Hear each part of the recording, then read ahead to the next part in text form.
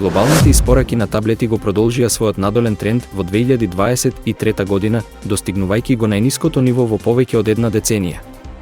Apple, Samsung и други испорачале 128,5 милиони таблети минатата година, што е помалку од 161,6 милиони во 2022 година.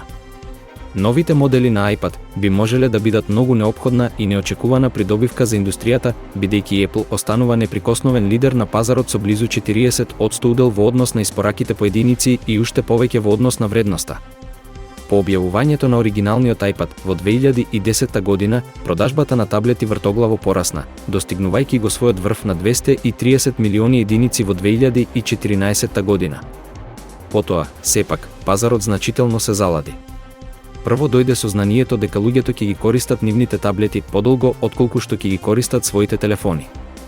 Тогаш паметните телефони стануваа се поголеми и поголеми, предизвикувајќи ја потребата за купување дополнителен уред за многу потрошувачи.